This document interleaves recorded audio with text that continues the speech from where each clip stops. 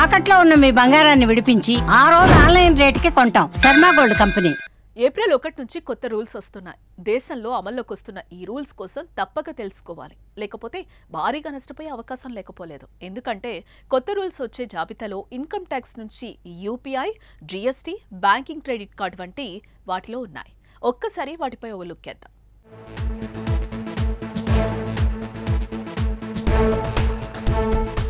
2025-26 budget సందర్భంగా కేంద్ర ఆర్థిక మంత్రి నిర్మలా సీతారామన్ కొత్త పన్ను విధానంలో కీలక ప్రకటనలు చేశారు.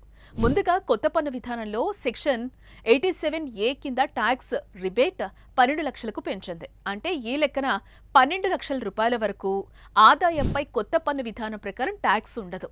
ఇందులో వేతన జీవులకు స్టాండర్డ్ డిడక్షన్ 75,000 రూపాయలు కలుపుకొని మొత్తం 12.75 లక్షల వరకు ఆదాయం పన్ను రహితంగా ఉంటుంది.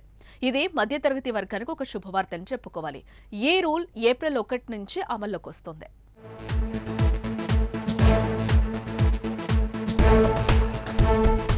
అలాగే టీడీఎస్ పరిమితి 5,000 నుంచి 10,000 రూపాయలకు పెరుగుతుంది.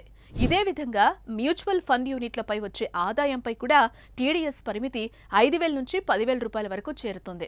విద్యా రుణాలపై టీసీఎస్ మినహాయింపు తొలగించబడింది. ఈ మార్పుల ప్రకారం 7 లక్షల రూపాయలకు మించిన విద్యా లావాదేవీలపై 5% అంటే 5% టీసీఎస్ విధించబడుతుంది. విదేశీ చెల్లింపుల పరిమితి కూడా మారుతుంది.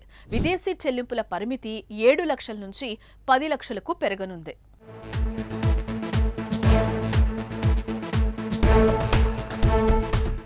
ఏప్రిల్ 1 నుంచి వచ్చే మరో మార్పు సీనియర్లకు గుడ్ న్యూస్.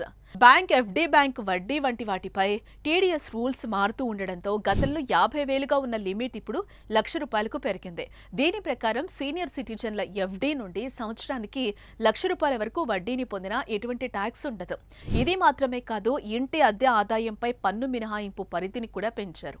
ఇప్పుడు వార్షిక అద్దె 6 లక్షలపై ఎటువంటి పన్ను విధించబడదు.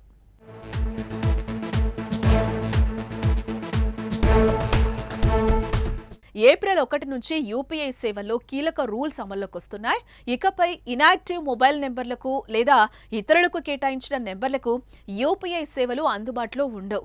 తప్పుడు లావాదేవీలను, సైబర్ క్రైమ్ను అరికట్టే క్రమంలో జాతీయ చెల్లింపు సంస్థ ఎన్పీసీఐ యూపీఐ సేవల్లో ఈ మార్పులు తీసుకొస్తోంది. అదేవిధంగా ఇన్పుట్ ట్యాక్స్ డిస్ట్రిబ్యూటర్ సిస్టమ్ ఐఎస్డీ తప్పనిసరిగా అమలు చేయబడుతుంది. దీని ద్వారా వ్యాపారాలపై కొత్త పన్నుల ప్రభావం ఉంటుందని అంచనా వేస్తున్నారు. ఇది చిన్న వ్యాపారాలపై ప్రభావం చూపొచ్చు. ఏప్రిల్ 1 నుంచి ఈపీఎఫ్లో కొత్త రూల్స్ వస్తున్నాయి. తాజా నిబంధనల ప్రకారం డబ్బులు విత్డ్రా చేయాలంటే కేవలం 3 రోజుల్లోనే మీకు కావలసిన డబ్బులు పొందొచ్చు.